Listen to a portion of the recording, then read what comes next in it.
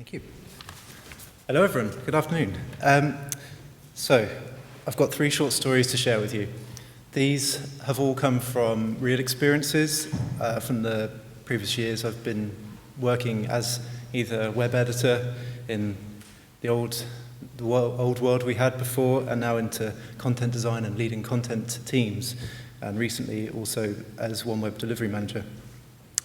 Actually, the stories don't come from that, they're prior to that, because it was going through the OneWeb preparation in the last couple of years that really teased out all of this through quite a lot of self-reflection and looking back over lessons we've learned. So what I wanted to be able to do with this talk is share things that we've learned, mistakes that we've made, or that I've made, and some mistakes that other people have made, that I hope I can either share with you today and help you from making the same mistakes, or we can all revel in the hindsight. Why did we do that? So I hope you feel either pleased that you've not made these mistakes or can avoid these traps. So my first story is called Based on a Fact. This is Buster.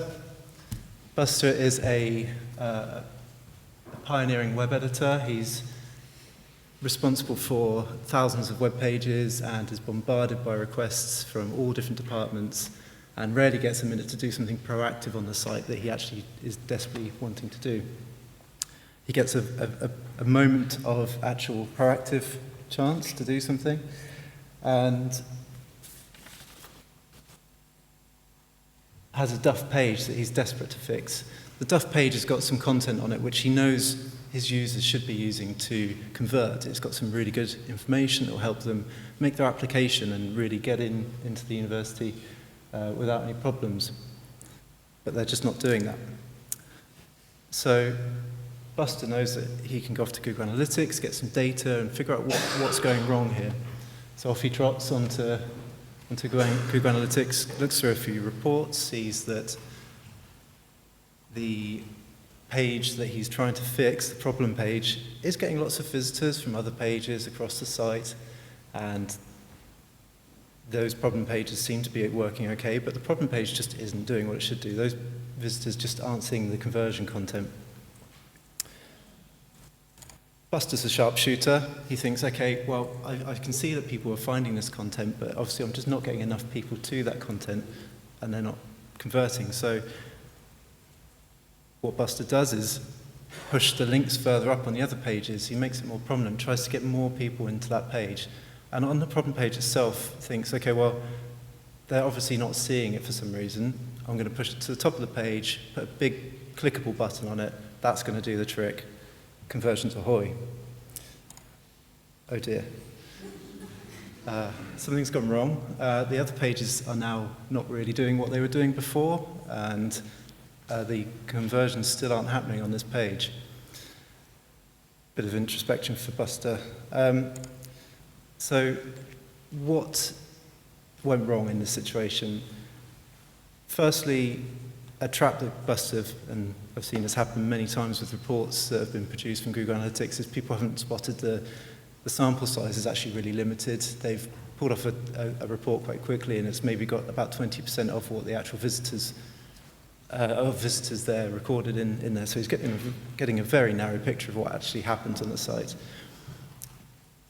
The big pitfall that Buster fell into here is also he had the problem in mind already. He didn't go out looking for answers. He wanted to prove his answer was the correct answer. So that would be confirmation bias on that one.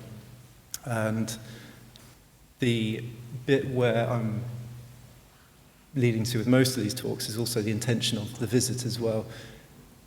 The content he's pushing is probably out of context. It's maybe not what the users actually need at that point in their maybe a longer journey. So they're not using it they're not visiting the page for the reason he thinks they're visiting the page for. And so he's missed the opportunity of getting a good bit of content in the right time for those audiences.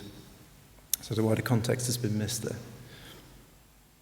So the takeaways from that really are focus on what users need and figure out how you can help them achieve their tasks. look at what your content could actually do in the situation and understand what the competitors are offering, understand what users are getting from other sites before they even visit your site. They may have already had all of the information you had to give, and also consider the context of the users in their wider journey.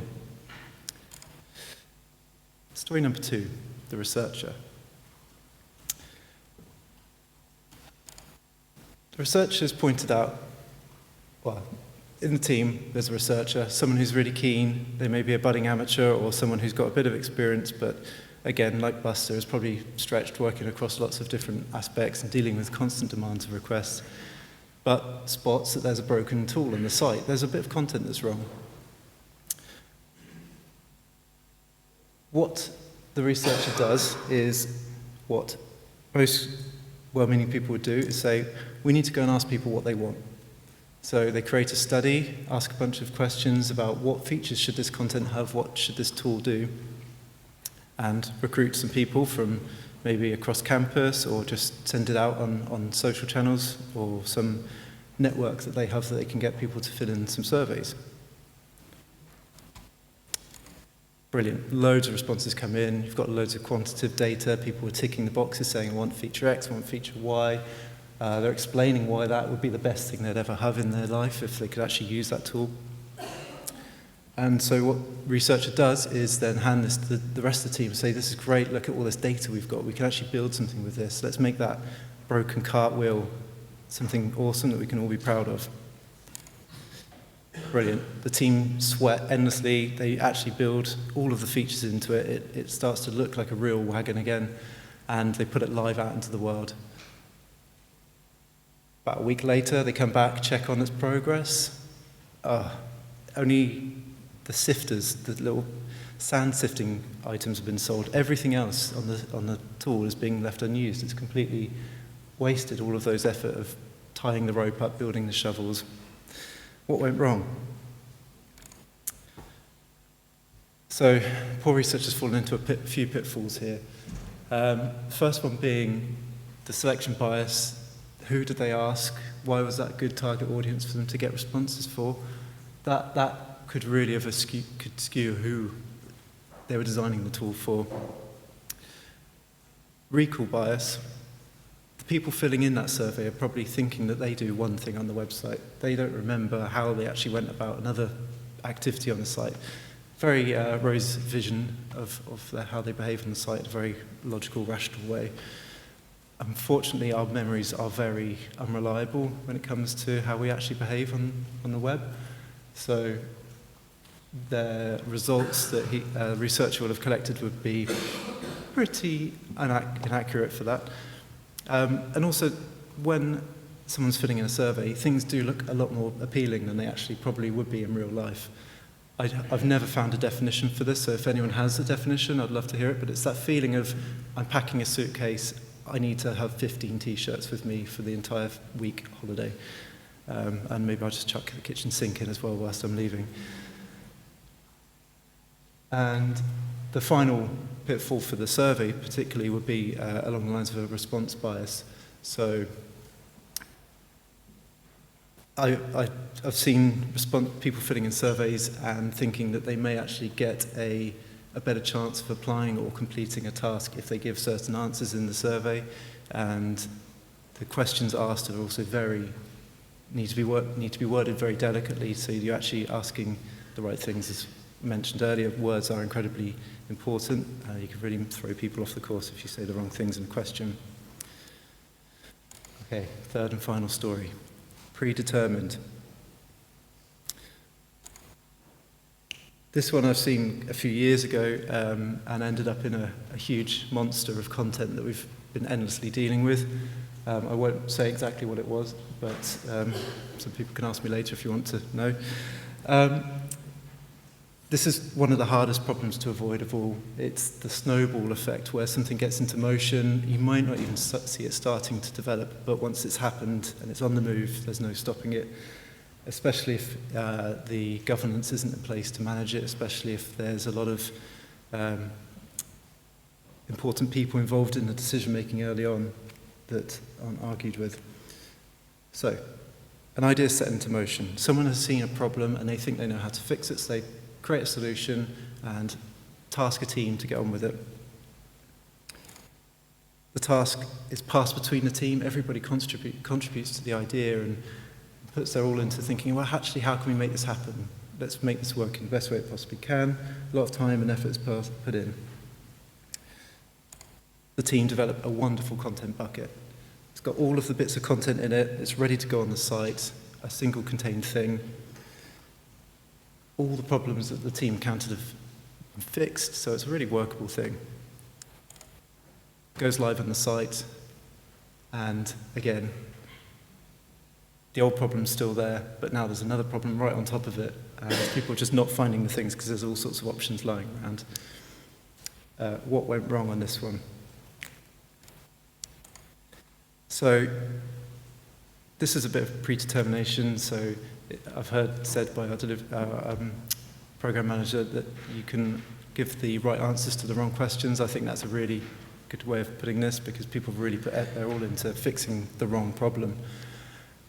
The beginning of this all came from authority bias. The team in question just didn't have the power to stand up to the boss that was saying this should go into action. They didn't have the confidence or empowerment to actually say, you know what, this isn't the right thing we should do. Can we go back and look at what the problem actually is?